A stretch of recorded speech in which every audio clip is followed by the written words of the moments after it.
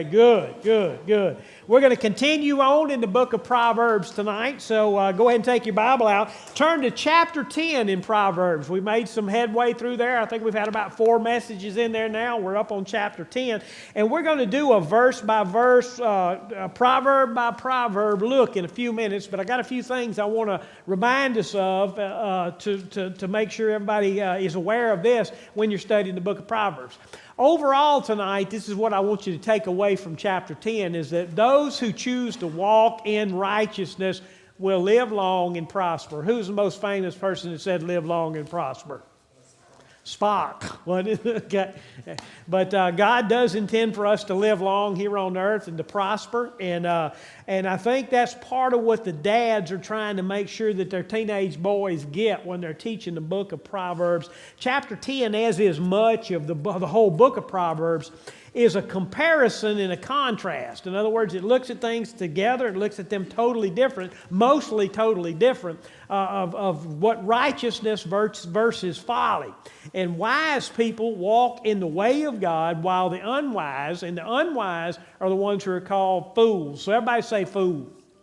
Fool. The fool, when the Proverbs talks about a fool, it's talking about somebody who rejects what it is that God has to say and does not want to do the thing that God wants him to do. So that's what a fool is. So before we read the text, let me give you 3 quick overheads right here. And here's 4 truths that the Hebrew fathers wanted their sons to know and to make sure that their sons knew that. Number 1 was being right with God. And y'all know that's how I define righteousness. Righteousness is you being in a right relationship with God, doing the right thing that God wants you to do. So when you're walking the way that God wants you to walk, you are in righteousness. So being right with God is smart.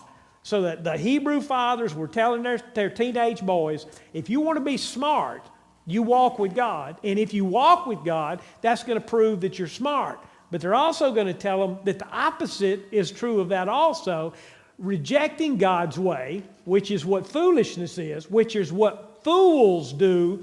Fools don't do what God tells them to do, and because of that, they're less intelligent, or as I said on the screen above us today, they are dumb, okay? Because they don't understand what it is that they need to understand. Now, fools are so foolish. Now, listen to this. Fools are so foolish that they can't understand that righteousness is better than folly. You ever seen somebody that just didn't have sense enough to know what right was, and if they would just do the right thing, right things would happen, but they didn't have sense enough to know they needed to do the right thing? Okay? That's what the fool is the one who's not able to see that. Now, why can the person who's righteous see the righteousness? Because God's removed the blinders from their eyes so they can see what they need to see. So as they seek God, God opens them up so that they can see. The wise seek wisdom so that they will prosper in a world that's full of fools. Now, I don't know if you realize this or not, because we are in America, we are in South Mississippi, and we're surrounded by a lot of people who follow God, but the vast majority of the world falls in the category of what? Fool, because they don't believe what the Word of God has to say. Right? They don't live a life walking in righteousness. So what the fathers are trying to make their sons realize is, if you will just walk in righteousness, God's going to give you a wisdom on how to do things in your life that's going to cause you to prosper and come out way ahead of the fools that are in the world. Second truth, I think, that they're trying to make sure they get them as they study them is this. There are spiritual forces at work that are not seen by human eyes. There are spiritual forces in this world that are not seen by human eyes. Now, when Jesus comes on the picture, when he's born into the world and he's going back and forth with the Pharisees and the Sadducees, and Peter and Paul go back and forth with the Pharisees and the Sadducees, there's one thing that separates the Pharisees and the Sadducees. Jesus was, again, both of them. I mean, he was always chewing both of them out. The Pharisees believed that there was a such thing as a resurrection, and they also believed that there were angels, so they believed that there was a spiritual realm out there where things happen. Whereas the Sadducees, which were the guys who were over the sacrifice in the temple, they didn't believe in angels, they didn't believe in the resurrection, they didn't believe in any of that kind of stuff. Right?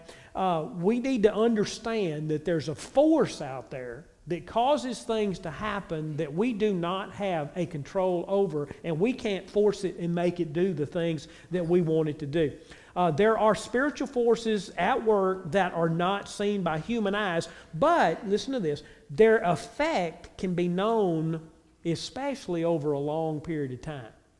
Now, these spiritual forces of evil that work in the background elements around us seem to work much slower than what the cause and effect that you have. You know, if I walk up to somebody and slap them in the face, what's going to happen?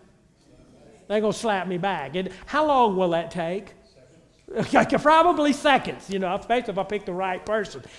So we have cause and effect that we see in the realm that we're in. There's also a cause and effect in the spiritual realm, but a lot of times it takes years for it before we're able to see what we need to be able to see, and we need to see the effects out of that. But that effect is still there. Right? It's still going to happen. It just happens a little later on. The third thing I think they wanted to make sure is they taught in the book of Proverbs their children is this: those who walk in righteousness will see blessing and long life, while those who walk in foolishness will struggle and they will die young.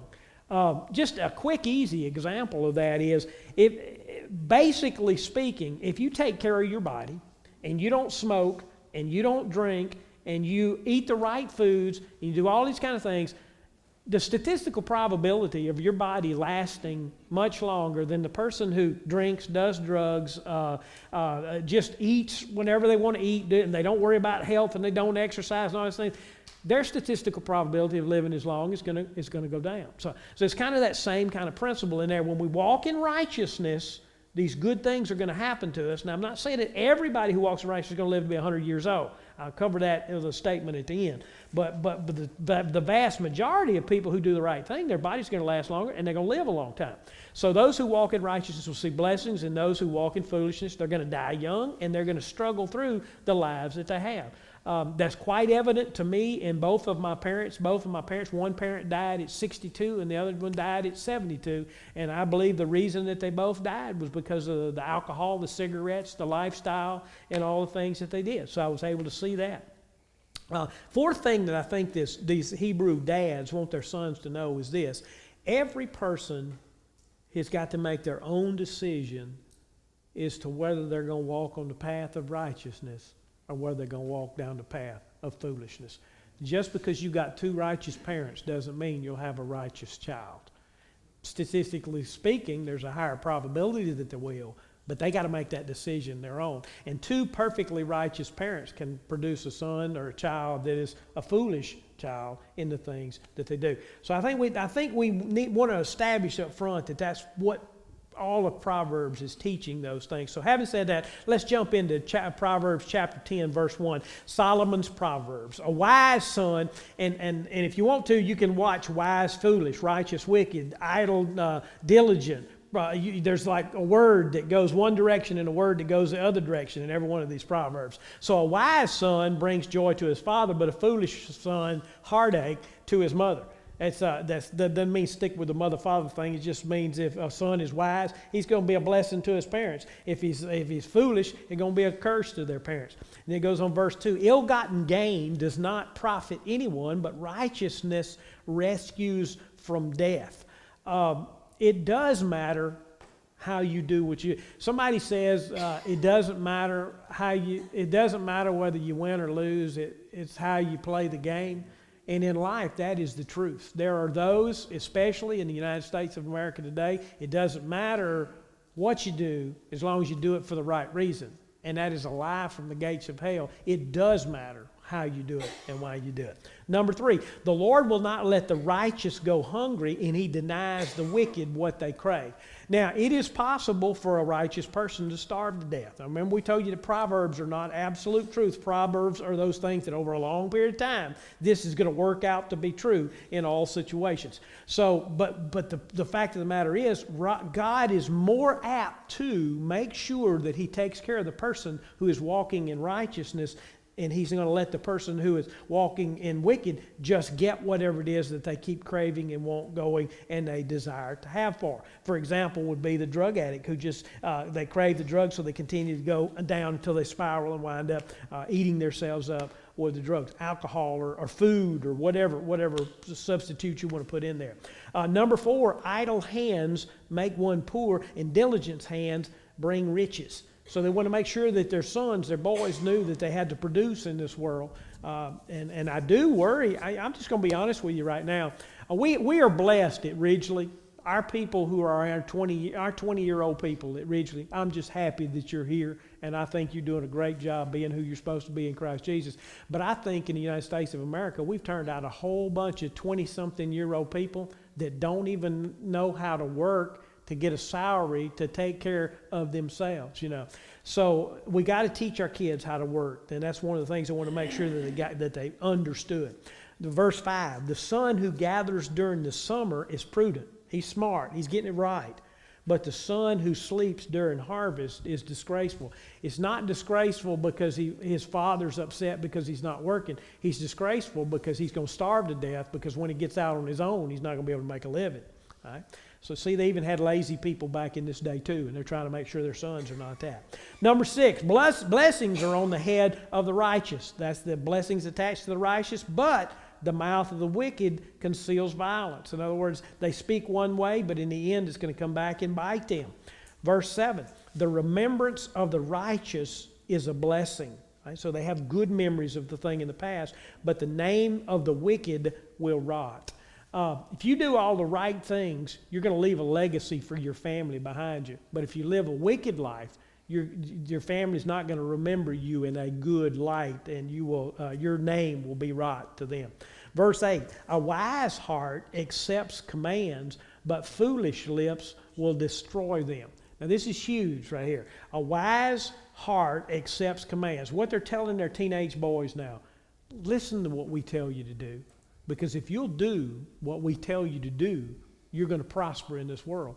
But if you don't listen to what we do and you decide to just do the foolishness that you want to do, you're going to wind up being destroyed, and you're never going to make anything out of yourself.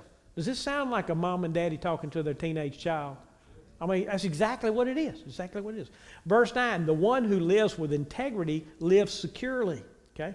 But whoever perverts his way will be found out. I once heard somebody say no liars are good enough. Sooner or later, everybody's lies catch up with them. You do know that. I forgot what my saying was. But anyway, nobody's got a good enough memory to be a perfect liar. Sooner or later, it'll all catch up. Verse 10. Now this is kind of stands by its own. It's not a compare and contrast. It says, a sly wink of the eye causes grief. And that wink of the eye is not the, hey, baby, kind of wink. It's like, yeah, I did that. Y'all know I did it, don't you? I did it. I did it. Hey, tell them I did it. Tell them, Mike, tell them I did it. Tell them, yeah, you know, it's that kind of wink that goes there, where you're trying to be deceptive with that. And foolish lips will be destroyed. So if you try to scheme to make it look like you're doing things, but you're not really doing them, in the end, you're just going to be found out about that. Number 12, hatred stirs up conflict, but love covers all offenses. If you hate people, it's eventually going to come out. It's going to eat you alive. Everybody's going to know. But if you love people, it's going to come out. One of the things about tragedies, whatever that tragedy is in your life, if you're a lover of people, your love for people will come out in the tragedy. But if you're a hater of people, your hate will come out in that tragedy. Verse 13, wisdom is found on the lips of the discerning, but a rod is for the back of the one who lacks sense. If you're smart, you won't get disciplined all the time because you're doing the right thing. But if you lack sense, you're going to get up whooped all the time. Verse 14, the wise store up knowledge, but the mouth of the fool hastens destructions. So instead of storing up knowledge, that fool is just going around doing whatever they want to do and not worrying about learning what they need to know. So when they need to know it, they don't have the information, so they collapse and fall. Number 15, a rich man's wealth is his fortified city. Since he's been wise, he's done everything he's supposed to, he amasses that which will take care of him during the storm. The poverty of a poor is their destruction. So when tragedy comes, they don't have anything in the bank to come and pull out when they get in the bind. The labor of the righteous leads to life. The activity of the wicked leads to sin. So not only do they sin this time, they continue to sin every time. This is one of the things I'm back at in my life right now. I'm trying diligently to get my body back down to the size it ought to be. Went to see Cindy last week to the doctor and go in and see doctor. Told him my foot hurt, and he looked at me and said, "Well, it hurts because you're too fat." Well, I didn't have to go down there to find out I was fat. I already knew I was fat, And I already knew the reason my foot hurt was I was fat, okay? But I get down there and tell, I don't forgot why I was telling that. Well, which one were we on? 15? 17. Okay, I'm on the wrong place. Okay, but anyway, whatever that was. Okay, the 155. Oh, okay, here we go. Let me back up. Let's see. The labor of the righteous leads to life. The activity of the wicked leads to sin. All right, so last week, Tana started back on a diet again, and I cut my carbs out. Y'all know that carbs are what tastes the best. And one of the things I've been severely reminded of this week, and I've proved this true again, is if you eat carbs, you know what you want when you get through eating carbs? More carbs. But if you don't eat carbs, and you go 2 or 3 days without eating carbs, you can eat vegetables, and the vegetables will make you happy. Or meat will make you happy. Okay? So you can stay on that. Righteousness is the same way. When you live your life of righteousness, the more righteous you will act because it just becomes second nature to you. But when you live your life with wickedness and folly is what becomes the easiest thing to do. I'm glad I remembered that. Y'all was just going to think I was crazy about my foot. Okay, verse number 17. The one who follows instruction is on the path of life, but the one who rejects correction goes astray. If you want to be on the righteous path, you're going to have to take the correction that comes along the way. So don't hate that people correct you. Love the fact that people correct you because they love you enough to tell you what you need to do to get on the right path. Number 18. The one who conceals hatred has lying lips, because you never want to tell somebody, trying to keep it from people that you hated. And whoever spreads slander is a fool, because it's just going to cause turmoil and it's going to come back to bite you. Verse number 19. When there are many words, sin is unavoidable, but the one who controls his lips is wise. If you talk long enough and say enough things, you're going to say something stupid. Amen? In fact, if you talk long enough, say enough stuff, you're going to tell somebody something that you know you shouldn't have told. So we got to make sure that we control what comes across our lips and our tongues and to think about those words. Don't use many words, just use enough words. Don't use too few words. Don't use too many words. Figure out what the right amount of words is and use them and control that which comes across your lips. God does hold you personally responsible for the things that actually come across your lips. All right? I didn't like that when I was a teenager. I didn't like it when I was a young adult. And when I got in my 30s, I didn't like it. And when I hit 50, I didn't like it. And now that I'm close to 60, I still don't like it. But it's just the way it is. Number 20, the tongue of the righteous is pure silver. The heart of the wicked is of little value. Okay? Our hearts, when we're walking in righteousness with God, they're pure silver to God. But the wicked heart, it's of no value to God. I'm glad I'm of value to God. Verse number 21, the lips of the righteous feed many, but the fools die of lack of sense because they don't know how to take care of themselves. But the righteous always know what they need to do because God's showing them the path as they go from day to day. Because verse 22, the Lord's blessings enriches and struggles add nothing to it. Okay, remember I told you a while ago that there are spiritual forces of evil and spiritual forces of good that are out there around you that you can't see, touch, feel, hear, or smell. You do the right thing. And now you continue to do the right thing. Not just today, but tomorrow, the next day, the next day, the next day. And you just continue plugging on and doing the right thing. And before too long, these spiritual forces of good and evil that are out there, the spiritual forces of good are going to cause you to prosper in ways that you never imagined you could prosper. As an adult, when I first started walking with God like I was supposed to walk with God, or trying to walk with God the way I was supposed to walk, probably in my later 20s, most of the time, every time I prayed about something bad happened. Anybody ever been there? Okay, all right. So it's like it's like, why even pray if God's not going to do what you ask him to do, or if he's going to mess up everything? But let me tell you this. Keep persistent. Keep going on. Because as you continue to go and you continue to do the right thing, God is storing up those blessings, and he's going to pour them out on the day that he knows that they need to be poured out. And he won't give them to you a day early, and he won't give them to you a day late. You just continue to persist. And even though you can't do anything about one thing today, then the spiritual realm, God's already taken care of that for a future event. Number 23 is shameful conduct is pleasure for a fool, so wisdom is for the man of understanding. Some people are so foolish that they enjoy their foolishness that they do. And when I think about that, I can't help but think about Facebook. Does anybody ever put anything on Facebook that when you saw somebody else putting it on Facebook, you'd be ashamed if your mom and daddy saw you see what you saw them put on Facebook? But what they're doing is they're just bragging in their sinfulness that they're doing. But people were doing that way before there was Facebook. It's just maybe just a little easier to see it. Number 24, what the wicked dreads will come to him. Okay. When you're not walking in the paths of righteousness, that which is in your subconscious mind that you fear is going to happen to you is probably going to happen to you because you're walking in the way of a fool. And your mind is able to comprehend that you need to get off the path. That's actually a gift from God. Now that gift from God has given you so that you can see where you're headed, because at any day in your life that you want to, you can get off the foolish path and you can get on the path of righteousness. And then when you live in that life of righteousness for a long period of time, God starts blessing you over time. What number? 25. When the whirlwind passes, the wicked are no more. There are going to be storms in your life. How many of y'all figured that out? And do we plan when storms come?